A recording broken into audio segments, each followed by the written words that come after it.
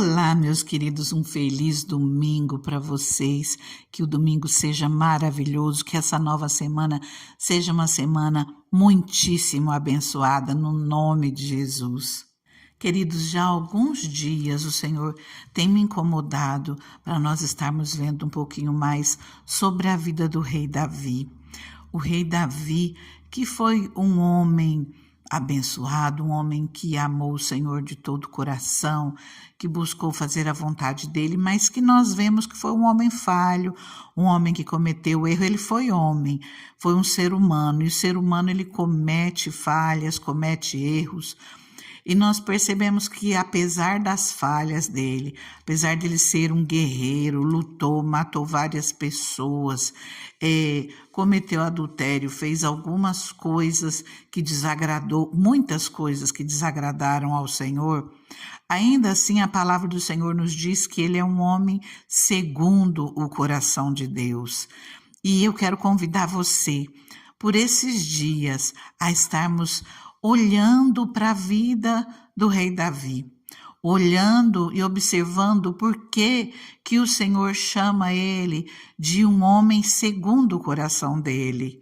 Porque o que tem de especial na vida de Davi que faz com que ele seja esse homem segundo o coração de Deus? Afinal, nós vemos tantas pessoas maravilhosas. A Bíblia nos mostra personagens maravilhosos como Moisés. Olha o tanto que Moisés fez, o tanto que Deus usou Moisés, mas o Senhor não chama ele de um homem segundo o coração de Deus. Olha como o Senhor trabalhou na vida de Abraão. Quando nós nos referimos a Deus, nós usamos o nome de Abraão, o Deus de Abraão, Isaque, Jacó. No entanto, nós sabemos que Abraão é o pai da fé, mas não fala que Abraão é um homem segundo o coração de Deus.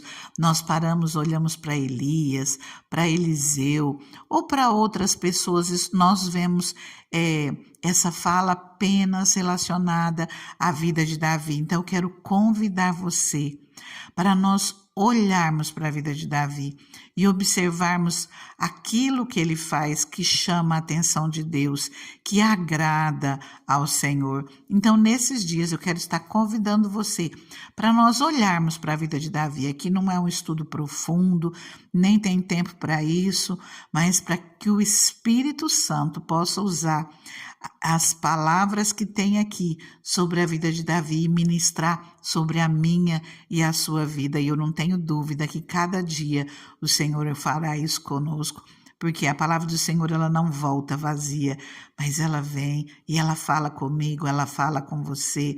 O Senhor nos instrui o caminho que nós devemos seguir, e lembrando que toda palavra escrita para o nosso ensino foi escrito, assim como nos diz em Romanos 15:4. E antes que nós possamos entrar diretamente na palavra sobre Davi, nós temos que nos situar no contexto que estava na época, aquilo que ele estava vivendo. E nós começamos primeiro olhando para a vida de Saul, que foi o rei anterior a Davi. Nós olhamos para a vida do profeta Samuel, que inclusive a palavra sobre Davi ela já se encontra no livro de 1 Samuel, né? Além de outros trechos, porque aparece em várias partes da Bíblia, Reis, Crônicas, também o livro de Salmos, porque a maior parte dos salmos foram escritas por Davi. Esse período que antecede esses reis, o rei Saul, o rei Davi, era um período onde o povo de Israel era liderado por juízes. Inclusive, quando nós falamos do profeta Samuel, o profeta Samuel, ele não era apenas um profeta, ele era profeta e ele liderava os israelitas como juiz. Ele também era um sacerdote, porque ele cresceu servindo ao Senhor, juntamente com o sacerdote Eli. E nós vemos a história de Samuel desde a gravidez da mãe dele, desde antes da gravidez da mãe dele. É uma história linda. Eu já convido você para ler no primeiro capítulo de 1 Samuel, a história de Ana, uma história uma das minhas prediletas, uma história linda, uma história de superação, uma história onde nós vemos o agir de Deus e o Senhor fala muito conosco, onde nós vemos que o Senhor faz estéril mãe de filhos, e não é de um só não, mãe de vários, porque Deus ele é maravilhoso. E a palavra dele nos diz isso, a palavra dele vem e ela se cumpre nas nossas vidas, já vai tomando para a tua vida. O Senhor, ele muda situações, ele muda histórias. Se você quiser saber um pouquinho mais sobre a história do nascimento de Samuel, sobre a história de Ana, verifique no dia 21 de março de 2024 o vídeo dessa data, que ali tem a história de Ana. Com certeza o Senhor estará falando contigo. Hoje eu convido você a pegar a sua Bíblia e abri-la no livro de 1 Samuel, no capítulo 8, onde nós vamos ler uma parte desse capítulo. Israel pede um rei. A palavra nos diz assim: quando envelheceu, Samuel nomeou os seus filhos como líderes de Israel. Seu filho mais velho chamava-se Joel, o segundo, Abias. Eles eram líderes em Berseba, mas os filhos dele não andaram em seus caminhos. Eles se tornaram gananciosos, aceitavam suborno e pervertiam a justiça. Por isso, todas as autoridades de Israel reuniram-se e foram falar com Samuel em Ramá e disseram-lhe: tu já estás idoso, e os teus filhos não andam em teus caminhos. Escolhe agora um rei para que nos lidere, à semelhança das outras nações.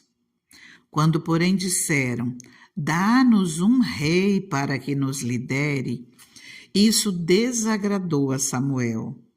Então ele orou ao Senhor, e o Senhor lhe respondeu: atenda a tudo o que o povo está pedindo.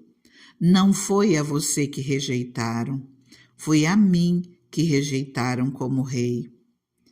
Assim como fizeram comigo desde o dia em que eu os tirei do Egito até hoje, abandonando-me e prestando culto a outros deuses, também estão fazendo com você.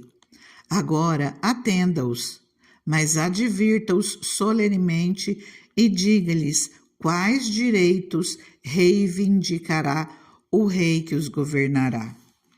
Samuel transmitiu todas as palavras do Senhor ao povo que estava lhe pedindo um rei. E aqui Samuel descreve todas as incumbências, tudo aquilo que eles vão ter que pagar ao rei, todos os direitos do rei. E no versículo 21, no versículo 19, a palavra diz assim: todavia o povo recusou-se a ouvir Samuel e disse: não, queremos ter um rei. Seremos como todas as outras nações. Um rei nos governará e sairá à nossa frente para combater em nossas batalhas. Depois de ter ouvido tudo o que o povo disse, Samuel o repetiu perante o Senhor, e o Senhor respondeu: atenda-os e dê-lhes um rei. Então Samuel disse aos homens de Israel: volte cada um para a sua casa. Nós vemos aqui na palavra do Senhor que até esse tempo o povo não tinha incumbência de pagar tantas coisas àqueles que os lideravam, não.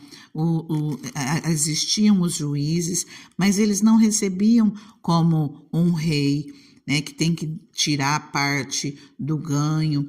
E no caso aqui, Samuel estava liderando esse povo, e ele também era profeta, ele era sacerdote, ele era usado diretamente por Deus para orientar esse povo, assim como tantos outros anteriores a ele. E o Senhor sempre tinha um profeta para orientar, para falar com seu povo. Aqui nós vemos que o povo quer imitar as nações vizinhas e começa a pedir um rei, porque é um rei. Eles já haviam falado em outros tempos sobre isso. E aqui novamente eles pedem um rei. Samuel fica chateado, essa palavra desagrada Samuel. Ele ora ao Senhor muito chateado, mas o Senhor vai falar para Samuel: não foi a você que eles rejeitaram a mim como Deus, que estou aqui orientando eles, como eles sempre fizeram, até mesmo prestando culto a outros deuses. Depois que esse povo, não exatamente esses aqui, mas os seus antepassados viram as maiores maravilhas que o Senhor já fez nessa terra. Ainda assim, esse povo que viu tantas coisas grandiosas, eles adoraram outros deuses, eles se afastaram daquilo que o Senhor estava ensinando a eles, daquilo que o Senhor colocou para que eles obedecessem. E aqui, mais uma vez, esse povo desagrada ao Senhor, faz aquilo que deixa o Senhor triste.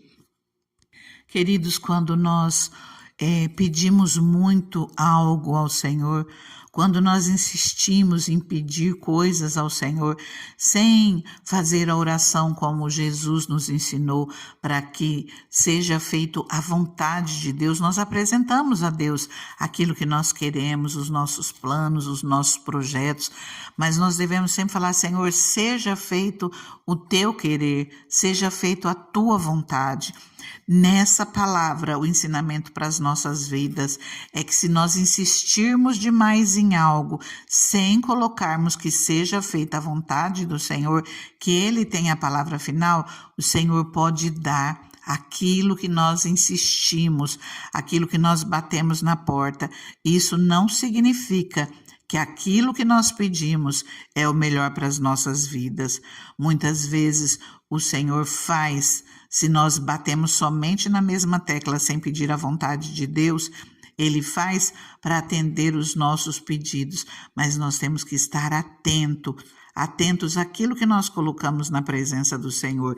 É da tua vontade, Senhor? Se for da tua vontade, faça isso na minha vida. Se não for, Senhor, abra o meu entendimento, abra a minha mente, porque eu sei que o Senhor tem coisas maiores, melhores, infinitamente mais do que aquilo que eu estou pedindo e pensando. No livro de Isaías 55:8, a palavra nos diz: pois os meus pensamentos não são os pensamentos de vocês, nem os seus caminhos são os meus caminhos, declara o Senhor. Assim como os céus são mais altos do que a terra, também os meus caminhos são mais altos do que os seus caminhos, e os meus pensamentos mais altos do que os seus pensamentos. Então, sempre que você orar, mesmo que você peça, que você apresente ao Senhor a mesma coisa, mas sempre coloque: Senhor, seja feita a tua vontade, não a minha, seja feito o teu querer, porque a tua vontade é boa, é perfeita, é agradável. O nosso entendimento é limitado, a nossa visão é curta, nós não sabemos o que virá no amanhã, nós não sabemos, não temos conhecimento daquilo que é melhor para as nossas vidas. Então, sempre que nós formos orar, que nós coloquemos nas mãos de Deus, mesmo que no momento pareça de dor, confia que o Senhor, Ele tem o melhor para a sua vida. Se você coloca nas mãos dEle, Ele cuida de você. Eu convido você a orar comigo, mas antes de orar, eu quero te lembrar de curtir esse vídeo, se você achar que ele é válido para a sua vida, se ele fez alguma diferença. Curte, compartilha com alguém, se inscreva se você não é inscrito, ative o sininho para você estar recebendo notificação dessa palavra todos os dias. Porém, se você não receber, é só voltar nesse canal, pois permitindo Deus, todos os dias tem uma palavra para você e para mim aqui, amém? Tire tempo nesse domingo de falar com o Pai, começa orando comigo e continua adorando ao Senhor, amém? Deus maravilhoso, Deus soberano, nós somos gratos, Senhor, por essa palavra, Pai. Essa palavra, Senhor, que vem abrindo a nossa mente, o nosso entendimento, Pai, que às vezes nós batemos tanto numa mesma tecla, Senhor. Às vezes o Senhor já até mostrou para a gente que não é a Tua vontade e nós não conseguimos perceber. Pai, abra o nosso entendimento, Senhor, para que nós venhamos andar no centro da Tua vontade, no centro do Teu propósito, Deus. Deus maravilhoso, nos ensina, Pai, o caminho que nós devemos seguir. Senhor, abra o nosso entendimento para que nós sejamos cheios do pleno conhecimento da Tua vontade, Senhor, para as nossas vidas, Deus. Que o Teu Espírito Santo nos ensine o caminho que nós devemos seguir, Pai. Que nesses dias, Senhor, onde nós vamos estar vendo essas palavras, Senhor, sobre Davi, Pai, que o Teu Espírito Santo possa fazer mais do que nos dar informações, Pai, mas que nós sejamos ministrados, Deus, pelo Teu Espírito Santo, que nós possamos, Deus, entender a Tua vontade para as nossas vidas e como ser, Senhor, uma pessoa segundo o Teu coração. Nos faça melhores, Pai, esteja conosco em todo o tempo. Nós colocamos tudo nas Tuas mãos, inclusive essa semana, Pai, que nós sejamos em todo o tempo guardados, abençoados por Ti em tudo. Nós oramos no nome de Jesus. Amém? Fica com Deus, fica na paz.